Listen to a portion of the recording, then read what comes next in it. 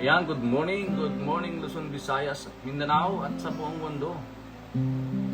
Sa pong pinagpalang umaga, araw po ng Sabado, mga kapatid. Good morning po, Sister Adora, Brother Joseph Trinidad, good morning. Brother James from Saudi Arabia, good morning po, mga kapatid. Tunay po pinagpala na po ang umagang ito. Hallelujah. Patuloy po natin itag mga kapatid, yung ating mga kaibigan, kakilala, para sila din po ay makapanood ng ating pong Daily Vibrant Word. Continue to share, mga kapatid, sa ating pong mga kaibigan. Yan. Good morning na po, Sister Ayon. Purihin po ang Panginoon sa umagang ito. Hallelujah. Nagpala na po ang umagang ito, mga kapatid. At una sa lahat, tayo po ay magpuri. Umawit sa ating Diyos na buhay. Padre Richie, yan. Good morning, kapatid. Kumusta po dyan? Hallelujah. Lord, we praise you. You deserve, Lord, the glory. You deserve the honor. And praise, Lord, belongs to you. Kaya naman, Lord, ang nais po namin sa umagang ito ay malayan po kayo ng pagsamba. Because, Lord, you deserve, Lord, the glory. You deserve the honor, Lord God. Yes, Lord. Jesus, ikaw ang sentro ng lahat. Jesus, ikaw ang sentro ng lahat. Sa simula hanggang wakas, ikaw lang, Jesus, ikaw lamang, O Kristo. Kristo, wala nang higit pa. Wala nang mas mahalaga. Jesus, ikaw ang sentro. Sa iyong ikot ang mundo. Sa iyo, Jesus, ikaw ang sentro ng lahat.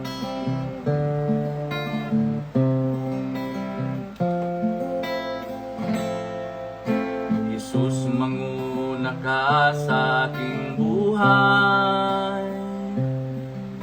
Jesus, manguna ka sa aking buhay. Sa simula hanggang wakas, ikaw lang, Jesus, ikaw lamang, O Kristo. Kristo, Kristo. Yes, Lord. Manguna po kayo, Panginoon, sa umagang ito. Jesus, manguna ka sa aking buhay. Jesus, ikaw ang sentro ng lahat. Sa simula hanggang wakas, ikaw lang, Jesus, ikaw lamang, O Kristo. Kristo, wala nang higit pa. Wala nang mas mahalaga. Jesus, ikaw ang sentro.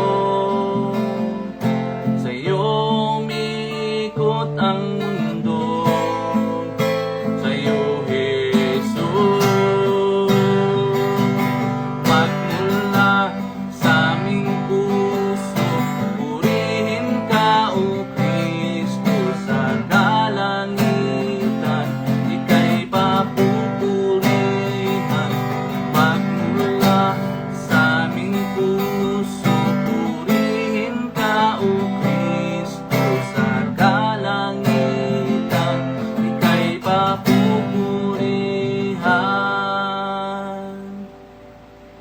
Jesus, sa iyo ang aming pagsamba.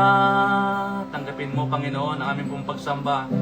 Jesus, sa iyo ang aming pagsamba. At ang lahat ay luluhod at ihahayag ang ngalan mo, Kristo. Kristo, Jesu Kristo, Kristo, O Kristo, Kristo. Magmula sa aming puso, purihin ka, O Kristo, sa kalangitan, ika'y papupurihan. Magmula sa aming puso, purihin ka, O Kristo, sa kalangitan, ika'y papupurihan. Jesus, sa iyo ang aming pagsamba. Ito po ang aming pagsamba, Panginoon.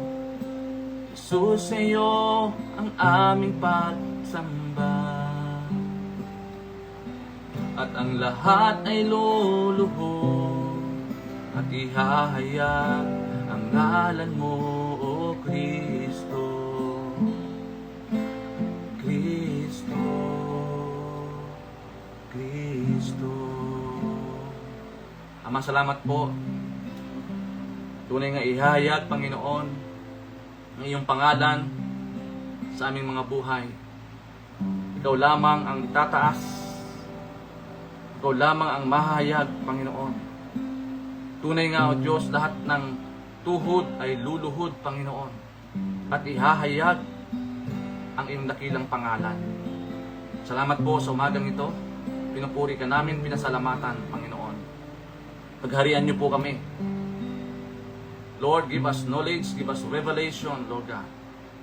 Sa iyong mga salita lamang kami manangan, Panginoon. At ikaw po maghari, O Diyos, sa umagang ito. Kasiyahan mo po ang aming mga puso, O Lord God, sa umagang ito. Yatas po namin sa iyo, Panginoon, ang iyong gawain, ang daily vibrant word today.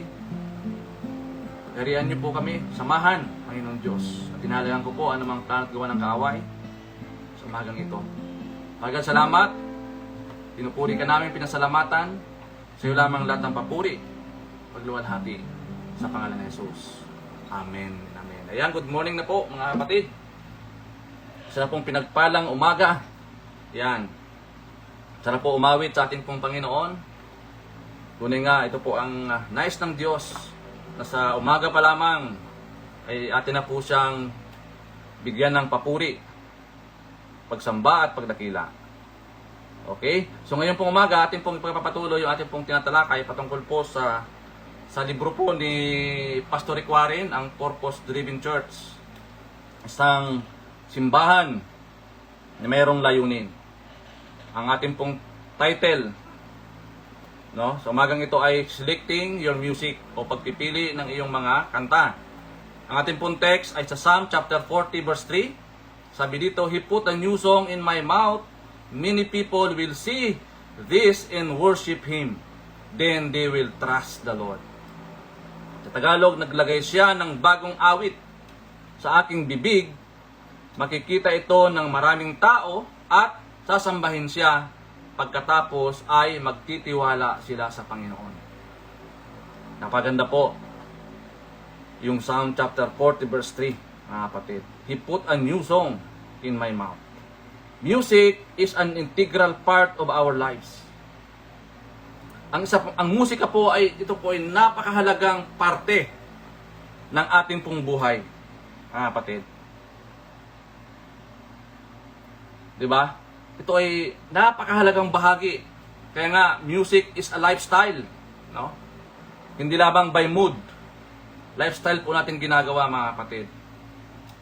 At dati po tinalakay natin na worship can be a witness, no? At tunghayan natin na yung pagpupuri o pagsamba, isa din po yan na pamaraanan para tayo po ay mag-witness ng mga kaluluwa. Tanda natin, a song can open touch people in a way that a sermon cannot. No? Music can bypass intellectual barriers and take the message straight to the heart. It is potent, no, tool for evangelism. Ito po ay isang makapangyarihan na kapamaraanan. Mga kapatid, music can touch the heart of God. Di ba? Kaya ang talagang pinaka-goal natin, no, sa ating pong gawain, talagang sa pamamagitan pa lamang ng awitan, no, praise and worship pa lamang, dapat maantig na yung puso ng Panginoon.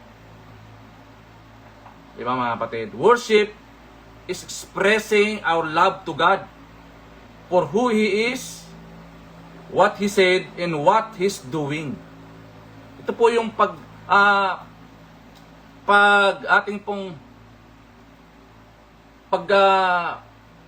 bibigay pugay atin sa Panginoon sa kanyang kagandahang loob. Ang pagsamba ay pagpapahayag ng ating pagmamahal sa ating Panginoon. Kung sino siya, kung ano ang sinabi niya, at kung ano ang ginagawa niya. Music has the power to shape character. Diba? Nababago yung ating character. Music is a force that cannot be ignored. Ito po ay napakakapangyarihan, hubugin ang ating karakter. Ang musika ay isang puwersa na hindi maaring baliwalain. We cannot underestimate the power of music when we begin in a church, in our church. Di ba? Napaka-powerful, no? Napaka-kapangyarihan. Kasi naantig yung puso ng ating pong Panginoon, mga kapatid. Kaya napahalaga yung klase at pagpipili ng ating pong mga awitin. Choosing your style of music. The style of music you choose to use in your service will be one of the most critical or controversial decision you make in the life of your church. Sabi niya, it may also be the most influential factor in determining who your church reaches for Christ. Diba? Kaya nga pa nag-aawitan po tayo, no? Marami pong nakaka-witness, nakakarinig sa paligid natin. Na-amaze po sila dun sa awitan natin. No? It's something influential factor. Mga kapatid, ang music. Kaya nga, God wants your church to reach. Diba? Yung mga unbelievers, unchurched. The kind of music you like is determined by your background and culture. Diba? The sacred message of a song may be communicated in a wide variety of musical styles. The Holy Spirit has used all different kind of music to bring glory to God. Lahat po ito, mga kapatid, ng aspeto na ginagawa po natin sa larangan po ng pag-awit, mga kapatid, ay upang mabigyan ng kaluguran ang ating pong Panginoon. Gusto natin na maantig yung puso ng ating Panginoon kapag po tayo nagpupuri sa Kanya. Kaya nga ang pagsamba ay sa Diyos. Di ba? At ang yung word naman ay para sa atin naman yun, mga kapatid. Kaya doon pa lamang sa praise and worship, kailangan pasubmerge ka na, mapuspos ka na. Di ba? Para pagdating doon sa salita ng Diyos, lalo mong talagang maiintindihan, lalo mong magrerema sa buhay mo yung mensahe. Tanda natin, sabi po ng Psalm chapter 40 verse 3, He has put a new song in my mouth, praise our God. Many will see it and fear and will trust the Lord.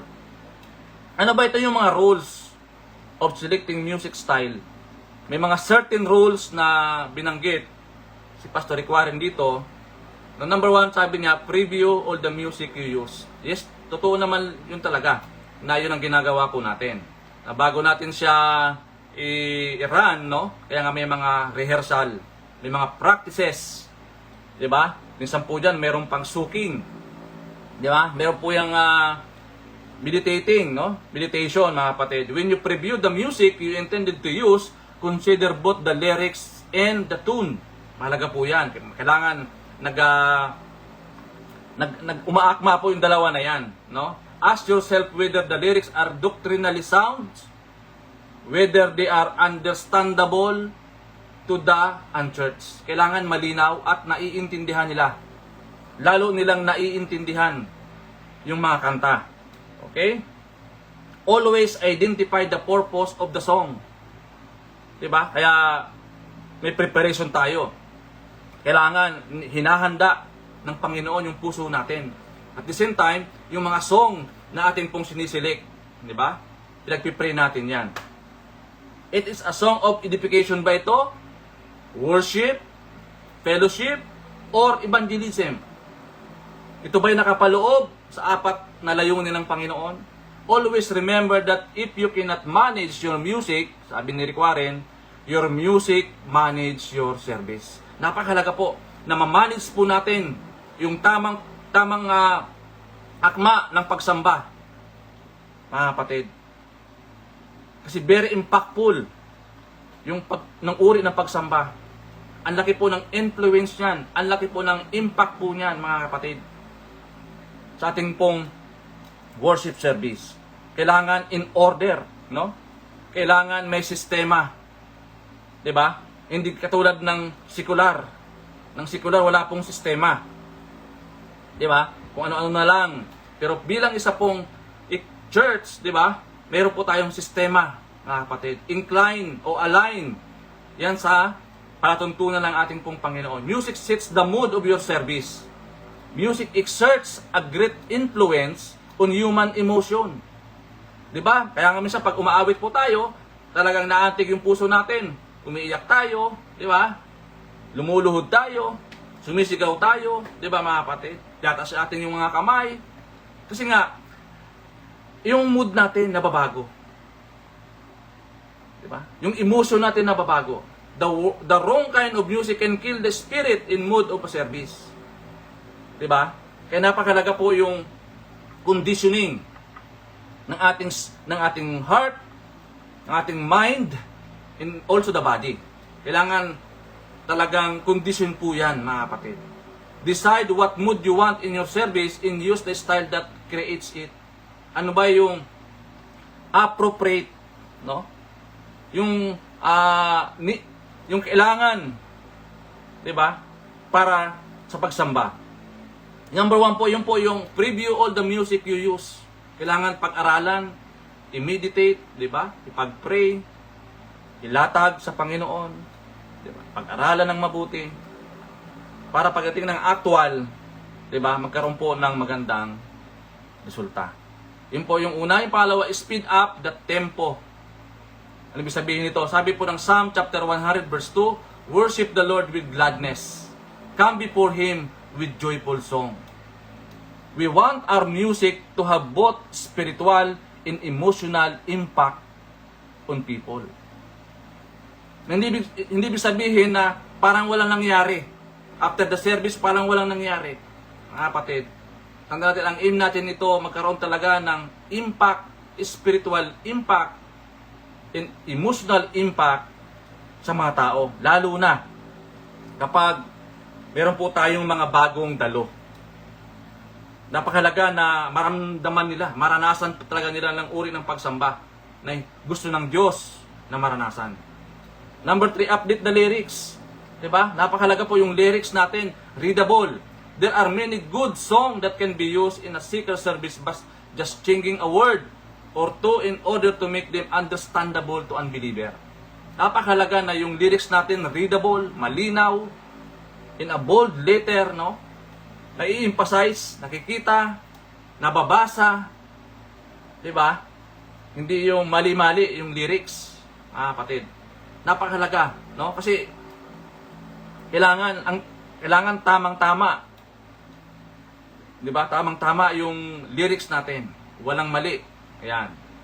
Number 4, encourage member to write a new song. 'Di ba? Encourage natin sila na gumawa din ng mga bagong kanta. Every congregation should be encouraged to compose worship song. Sabi po ng Psalm chapter 91 verse 1, say, Sing to Him a new song. A song loses its testimonial power if people are not thinking about what they are singing. Kumbaga walang impact. Diba? People are not thinking about what they are singing. But song can be a powerful witness to unbelievers. When people sing song, they feel deeply about. Diba? Kapatid. Nai-impluwensyahan yung buong congregation sa pamamagitan ng akma at tama ng pag-aawitan. Diba? Napakalaga na nakatuon yung ating pagsamba sa ating pong Panginoon. Regardless, minsan na nadidistract tayo sa paligid, no? Pero ganun pa man, dapat nakatuon yung ating puso't isipan sa ating pong Panginoon kapag tayo ay nagpupuri, sumasamba sa Espiritu at sa katotohanan. And number 5, sabi niya, evaluate the instrument used. Diba? Mapakahalaga din po ito mga kapatid. You must decide whether your church is going to be music conservatory for the music elite or whether your church is going to be a place where common people can bring unsaved friends. In her music, they understand and enjoy. We use music for the heart, not for the art. Diba? Diniinan po dito ni Rick Warren. Sabi niya, we use music for the heart and not for the art. Diba, kapatid? Kailangan mindful din tayo doon sa mga instrument na ginagamit natin.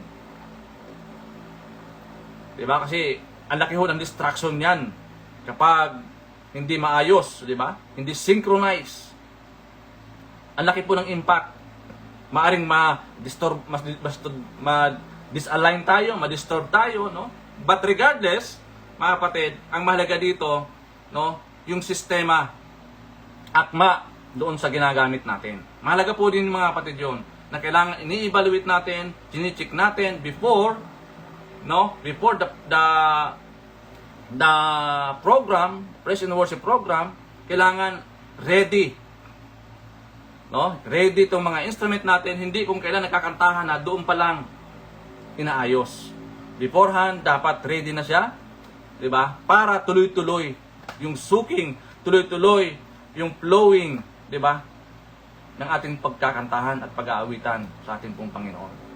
Kasi napakahalaga yung focusing natin sa ating pong Panginoon Hesus. Yung heart natin matuon, 'di ba? Sa ating pong Panginoong Hesus. Yun po yung pang-5, yung pang-6, sabi dito, don't force unbelievers to sing. O, kasi minsan naman talaga hindi naman nila alam yung song, 'di ba? Kaya kung may mga bago tayong dalo, kung maaari ay kung pwede Tagalog para maintindihan nila talaga ng lubusan, gawin natin. Unchurched visitors often feel awkward during the congregational singing portion of your service. Kasi nga, minsan hindi nila alam. Kasi first time sila, kapatid. Dapat yun, kinukonsider din natin. Pag may mga bago tayo, nadalo sa ating pong panambahan, mahalaga po na yung mga songs na natin din na pinipili ay makakasabay sila. Since they don't know the songs, and the song speaks of praise and commitment to Jesus, they are forced to stand there while everyone else sing. Napipilitan, no? When believers sing in harmony together, it creates a sense of intimacy in even a large gathering. Kung sabihin pala, nasasaturate, no? Kapag yung mga believers ay sama-samang umaawit, kumakanta sa Panginoon, nasasaturate, no? Mga kapatid, ito napakalaga. Dahil talagang mai-influensyahan mo, no? Yung mga first-timer, yung mga unchurched, yung mga unbelievers, na kapag dumalo sa church, mai-influensyahan mo sila eh. Masasaturate sila. Yung intimacy, yung harmony together, mga kapatid. Kaya mapapansin natin, sila man ay napupuspos. Because, yung intimacy, mga kapatid, dumadalo yan. Diba? The moment na ibinigay natin ang the best na pagsamba sa ating pong Panginoon, dadaloy at dadalo yan. Diba? Kaya nga, open heaven. Diba? Ang goal natin, kapag tayo po ay nagpe-praise and worship, diba? Bumaba ang presensya ng Diyos sa ating kalagitnaan. At ang bawat isa makaranas, makasumpong, ma-experience yung tunay na pagsamba. Kapag naranasan yan ng mga unchurched, di ba? Pag naranasan yan ng ating mga visitors, tiyak po, babalik at babalik yan. Ano ba mayroon dito? Di ba, mga kapatid?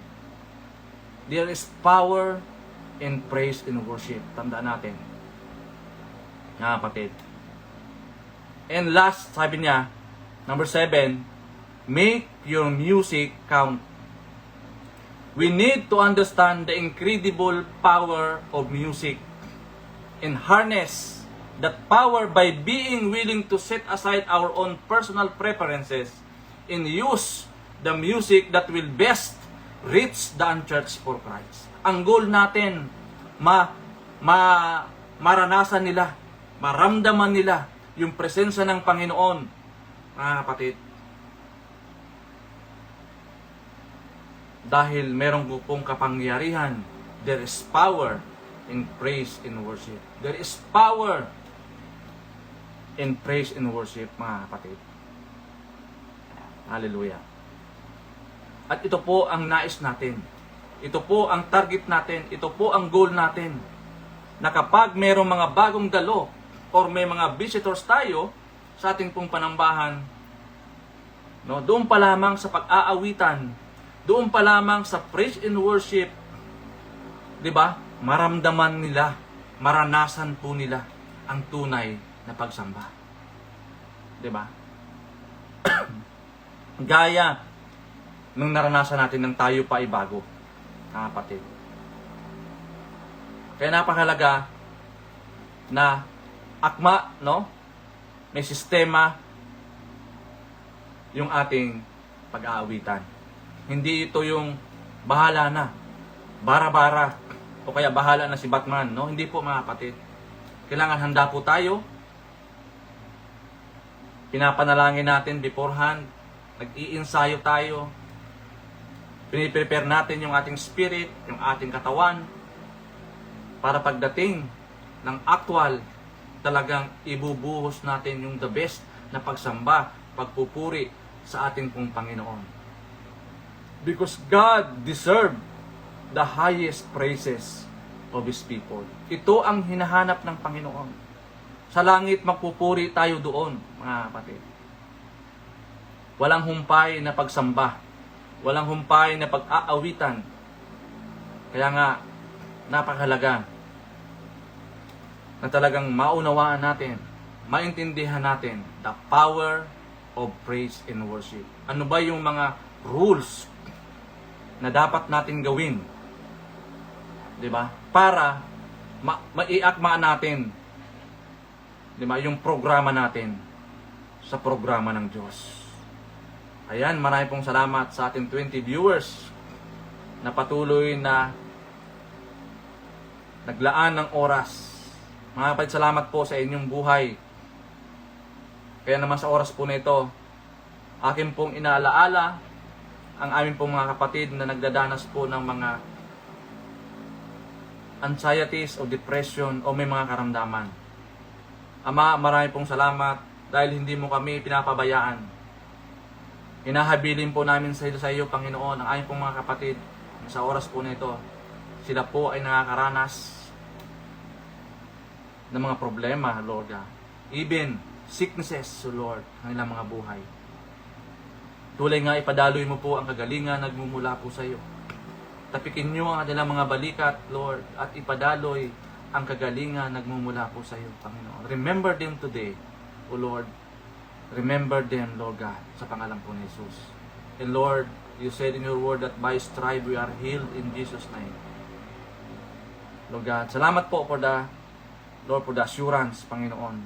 Sa oras po na ito, salamat din po sa iyong mga salita na aming pong na pagbulay-bulayan, Panginoon Diyos, patungkol po sa aming pong paano kami, O Lord, pagpipili namin ng mga aawitin o mga kanta na amin pong ipipresent sa iyo. Salamat po dahil kami po tinuturuan po ninyo, Panginoon. Tinuturuan niyo po kami, O Lord, day by day. Tinuturuan niyo po kami, O Diyos. Kaya naman, Lord, marami pong salamat sa oras po na ito. Salamat po sa pagsama mo sa amin, Panginoong Hesus. Thank you, God, Lord, ng sampa. At po sa ito, Lord, amin pong pinagkakatiwala sa iyong palang kamay, maging amin pong mga kapatid. Sa oras po ito, nagdidiwang ng kanilang mga karawan. Lord, tunay kami po ay nakikigalak sa kanilang mga pagdidiwang ng kanilang mga kaarawan sa araw na ito. Lord, maging sa anniversaries, mga wedding anniversaries ng ayon pong mga kapatid, Lord, kami po ay nakikigalak sa kanilang mga anniversaries, Lord God. Patuloy po pagpalain ang kanilang mga buhay, ang kanilang mga pagsasama, O Lord God, bilang mag-asawa. Salamat po sa araw na ito. Hayaan mo, Lord, ang buong maghapon. Gawin niyo po kaming victorious, mabunga, mapayapa, O Lord God. Ang maghapon na ito. At Lord, samahan kami sa lahat ng aming magagawin pa, O Lord God. Ikaw nga po magmuna. Ikaw po maghari, O Diyos. Pinupuri ka namin, pinasalamatan. Pinupuri ka namin, O Lord God, sa oras po na ito. At maingat po namin sa iyong binabalik lahat ng papuri, pagluwalhati, kadakilaan ay tayong sa iyo lamang sa pangalan ni Jesus. Amen. Amen. Yan po, marami pong salamat sa ating lahat. Good morning, Pastor Perseus. Good morning, Pastor Remy. Good morning po sa lahat. Pastor Ani, good morning din po. At sa oras po na ito, mga kapatid, ikaw po ang may taas sa aming buhay. Salamat, and to God be all the glory. God bless!